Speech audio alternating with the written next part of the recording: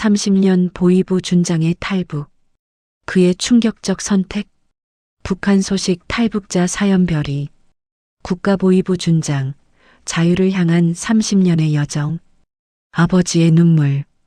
2022년 7월 23일 밤 압록강. 차가운 강물에 발을 담그는 순간 나는 8살 아들의 얼굴을 떠올렸다. 일주일 전 작별 인사도 제대로 못한 채 보낸 그 아이. 아빠 언제 와요? 곧 갈게. 거짓말이었다. 나는 다시는 북한으로 돌아가지 않을 것이다. 55년 인생에서 처음으로 흘린 눈물이 강물에 섞였다. 보위부 준장은 울지 않는다. 아니, 울 수 없다. 하지만 그날 밤 나는 준장이 아니라 그저 아버지였다. 일부 빨간 완장의 무게. 할아버지의 유산. 미녀가 우리 집안은 3대가 당에 충성한 혁명 가문이다. 너는 그 자랑스러운 전통을 이어받아야 한다. 1985년 18살. 할아버지의 말씀을 가슴에 새기며 김일성 군사종합대학에 입학했다. 6.25 전쟁 영웅이었던 할아버지, 당 간부였던 아버지. 나는 그 기대를 저버릴 수 없었다. 군사대학 4년, 보위부 하급 장교 10년, 중견 간부 12년, 그리고 마침내 2019년 준장 진급. 나는 체제가 원하는 완벽한 혁명 전사였다.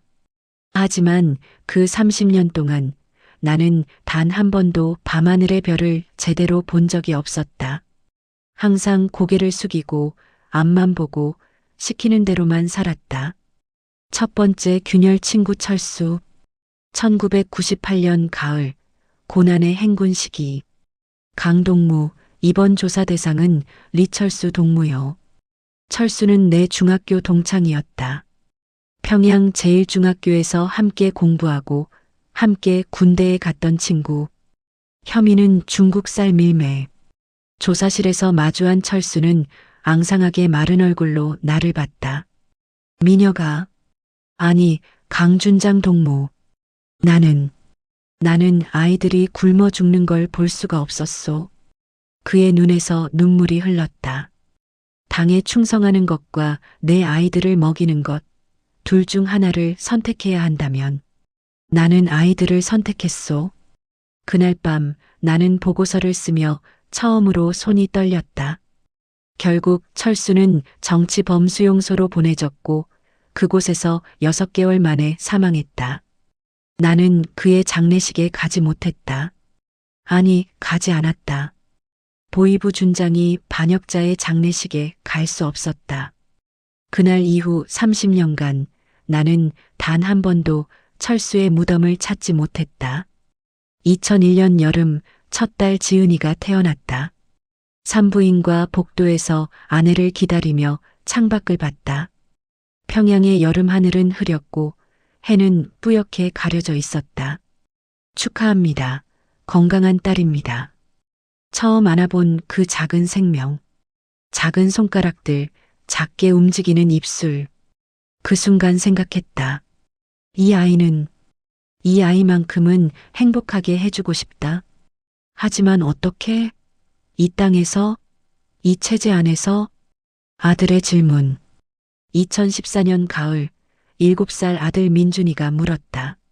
아빠, 우리는 왜 TV를 마음대로 못 봐요?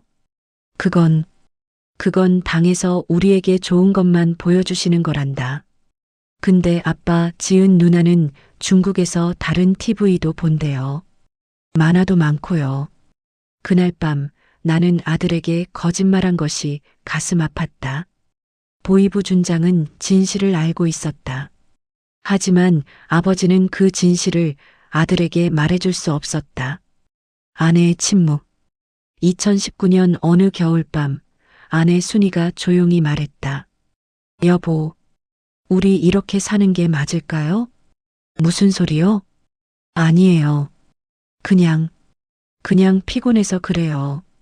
그 짧은 대화 뒤로 우리는 더 이상 아무 말도 하지 않았다. 하지만 우리 둘 다 알고 있었다. 부부는 말하지 않아도 아는 것들이 있다. 그 침묵 속에서 탈북의 씨앗이 싹트기 시작했다. 삼부 붉은 선을 넘다. 딸의 편지. 2020년 1월 15일. 베이징 유학 중인 딸에게서 온 편지. 검열을 피하기 위해 어머니 생신 축하 편지 속에 작은 메모지가 숨겨져 있었다. 아빠 미안해요. 아빠를 실망시킬 것 같아서요. 여기서는 사람들이 웃어요. 진짜로 웃어요. 무서워하지 않고 감시당하지 않고요. 어제 천안문 광장에 갔어요. 그곳엔 수천 명이 있었지만 아무도 서로를 의심하지 않았어요. 아빠, 우리는 왜 항상 조심해야 하나요? 왜 우리는 자유롭게 웃을 수 없나요? 아빠가 미워서가 아니에요. 아빠도 피해자라는 걸 알아요. 하지만 아빠, 저는 북한에 돌아가고 싶지 않아요. 미안해요. 그 편지를 읽고 나는 화장실에 들어가 30분간 울었다. 55년 인생에서 두 번째로 운 날이었다. 박동무의 죽음. 2020년 9월. 동기 박철민의 처형 명령서에 서명했다. 혐의는 한국 드라마 시청 및 유포. 증거는 확실했다. 그의 집에서 USB 3개가 발견됐다. 사랑의 불시착, 이태원 클라스, 도깨비. 강준장 동무 최종 결재를 부탁하오. 펜을 들었다. 손이 떨렸다. 박철민. 1987년 같이 입학했다. 1992년 그의 결혼식에 갔다. 1998년 그가 내 아버지 장례식에 와줬다. 2001년 내 딸의 돌잔치에 왔다. 펜이 종이에 닿았다. 서명했다. 그날 밤 집에 돌아와 거울을 봤다. 거기엔 괴물이 있었다. 보이부 제복을 입은 친구를 죽인 괴물. 아내가 물었다. 여보, 왜 그래요? 아무것도. 아니요. 하지만 그날 밤부터 나는 매일 악몽을 꿨다. 박철민의 얼굴이, 철수의 얼굴이, 내가 보낸 수많은 사람들의 얼굴이 꿈에 나타났다. 결심의 날. 2021년 11월 3일. 국가보위성 부성 김원철 동무가 숙청됐다. 당 중앙위원회 후보위원 김정은 동지의 신임을 받던 인물. 혐의는 사상적 해이.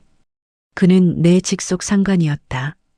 강준장 동무도 조사 대상이요. 김 부성과의 관계를 소명하시오. 일주일간 조사를 받았다. 매일 8시간씩. 나는 살아남았다. 아니, 살려졌다. 더 큰 물고기를 잡기 위해. 그날 밤 아내에게 말했다. 여보, 우리 떠나야 할 것 같소? 아내는 울었다. 한참을 울다가 고개를 끄덕였다. 지은이를 다시 볼 수 있을까요? 네. 꼭 다시 만나게 할게요. 그날 밤 우리는 서로를 껴안고 새벽까지 울었다. 사부 압록강을 건너며. 마지막 아침. 2022년 7월 16일. 평양을 떠나는 날. 새벽 5시 아들 민준이를 깨웠다. 민준아, 일어나거라. 아빠, 졸려요. 아빠가 잠깐 출장을 가야 한단다. 엄마, 민준이랑 먼저 할머니 댁에 가 있어라. 언제 와요? 곧 갈게. 아들을 안았다. 너무 꼭 안아서 아들이 아빠 아파요라고 했다. 미안하다. 아빠가 미안하다. 현관 앞에서 아내를 봤다. 30년을 함께 산 사람. 말하지 않아도 알았다. 이게 마지막 작별일지도 모른다는 것을. 여보, 지은이를 꼭 만나게 해요. 그럴게요. 약속해요. 문을 닫았다. 뒤돌아보지 않았다. 뒤돌아보면 무너질 것 같았다. 엘리베이터 안에서 30년 동안 참았던 눈물이 터졌다. 신의주 마지막 밤. 7월 23일. 신의주 보이부 숙소. 창밖으로 압록강이 보였다. 저강 너머가 중국이고 그 너머가 자유다. 주머니 속 USB를 만졌다. 북한 보위부 기밀문서, 숙청 명단, 정치범 수용소 위치. 이것이 내가 가져가는 전부다. 오후 11시 30분. 보위부 제복을 벗었다. 30년을 입었던 그 옷을. 거울을 봤다. 민간인 옷을 입은 55세 남자가 있었다. 준장도 혁명 전사도 아닌 그냥 한 명의 인간. 이제 괜찮을 거야. 스스로에게 말했다. 믿지 않았지만 믿고 싶었다. 그 강을 건너며 밤 11시 47분 브로커와 함께 강변에 섰다. 준비됐습니까? 고개를 끄덕였다. 마지막으로 뒤를 돌아봤다. 멀리 평양 방향에서 희미한 불빛이 보였다. 내가 55년을 산 곳, 내 부모가 묻힌 곳, 내 친구들이 사는 곳, 내가 배신한 곳. 최고 존엄 동지, 용서하십시오. 작게 중얼거렸다.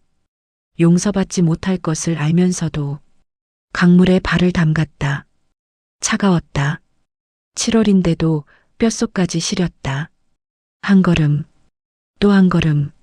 물이 허리까지 찼다. 그때 돌연 멈췄다. 내가 지금 뭘 하는 거지? 나는 준장이다. 혁명의 전사다. 3대가 충성한 가문이다. 브로커가 속삭였다. 동무, 빨리 가야 합니다. 순찰이 곧 옵니다. 나는 다시 고개를 돌렸다. 북한을 봤다. 마지막으로. 그리고 생각했다. 아니다. 나는 준장이 아니다. 나는 지은이의 아빠다. 민준이의 아빠다. 순이의 남편이다. 나는 그냥 사람이고 싶다. 다시 걷기 시작했다. 30분 뒤 중국 땅을 밟았다. 뒤돌아보니 북한이 보였다. 아직도 거기 있었다.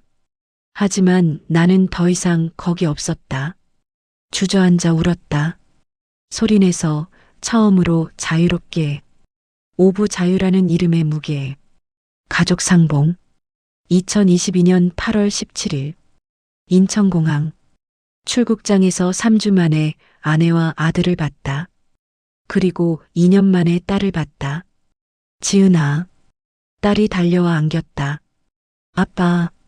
20살 딸이 내 품에서 어린아이처럼 울었다. 미안하다, 지은아. 아빠가 늦었다. 아니에요, 아빠. 와줘서 고마워요. 와줘서. 아들 민준이는 어리둥절한 표정으로 물었다. 아빠, 여기가 한국이에요?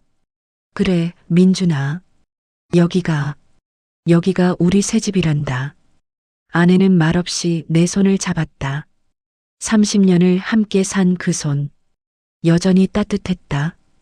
공항 밖으로 나왔다. 처음으로 본 서울의 하늘. 밤이었지만 별이 보였다. 55년 인생에서 처음 본 별들. 와, 별이다. 아들이 신기한 듯 하늘을 가리켰다. 그래, 별이다. 자유로운 땅의 별들. 하나원에서의 날들. 2022년 9월. 통일부 하나원. 대한민국에 오신 것을 환영합니다. 국가보위부 준장이 초등학생처럼 한국 사회를 배웠다. 첫 번째 수업. 민주주의. 대한민국은 국민이 주인입니다. 여러분이 대통령을 뽑고 국회의원을 뽑습니다. 손을 들었다. 선생님, 그럼 우리가 최고 존엄을. 말을 멈췄다. 여기에는 최고 존엄이 없었다. 선생님이 미소 지었다. 네, 여러분이 선택합니다. 그날 밤 혼자 울었다. 내가 30년간 충성한 것은 무엇이었나? 첫 투표.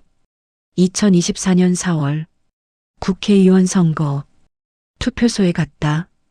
기표소 앞에서 손이 떨렸다. 내가 정말 선택할 수 있다고? 기표를 했다. 작은 도장 하나. 하지만 그 작은 도장이 내 인생에서 처음으로 한 진짜 선택이었다. 투표함에 용지를 넣는 순간 눈물이 났다. 아내가 물었다. 여보, 왜 울어요? 아니요. 그냥 기쁜 거요. 아들의 축구 경기.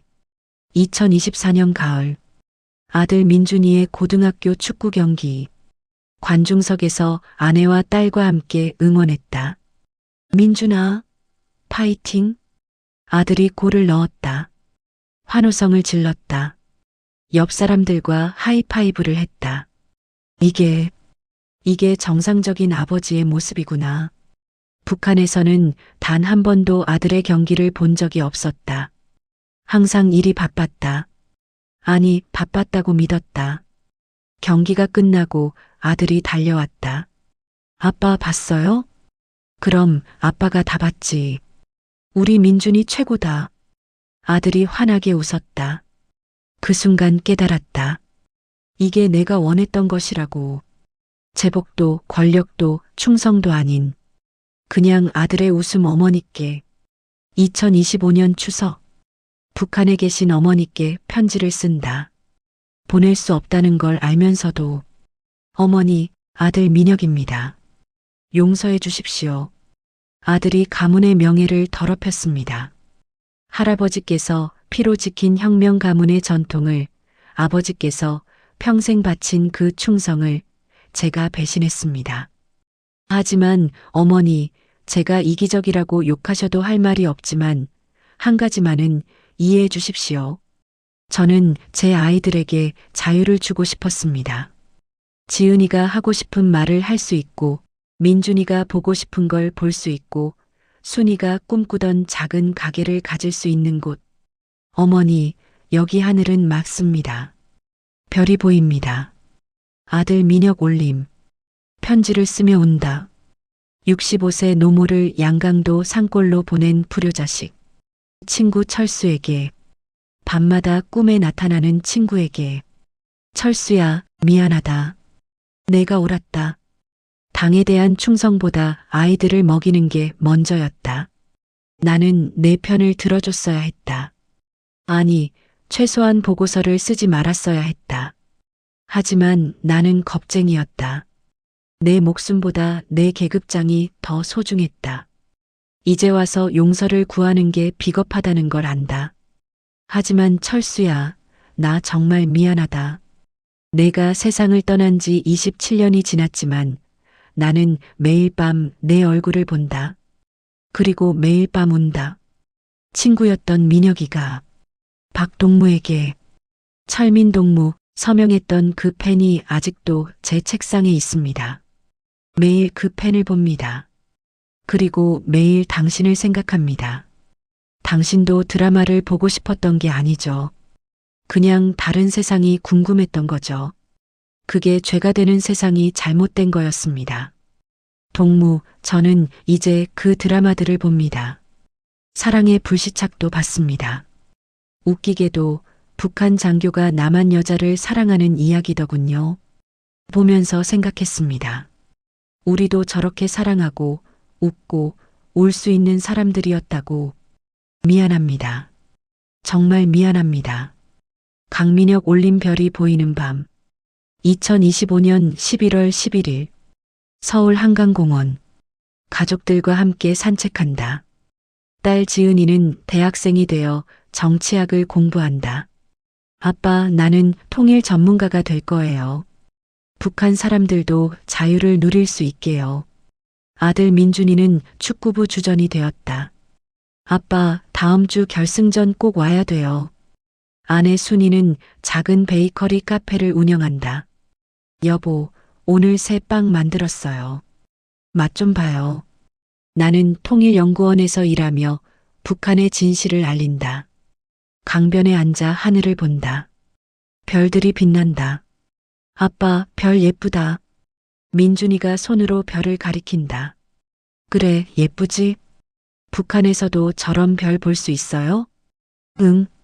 별은 똑같단다. 하지만 말을 잇지 못한다. 딸 지은이가 내 손을 잡는다. 아빠, 괜찮아요. 우리 지금 여기 있잖아요.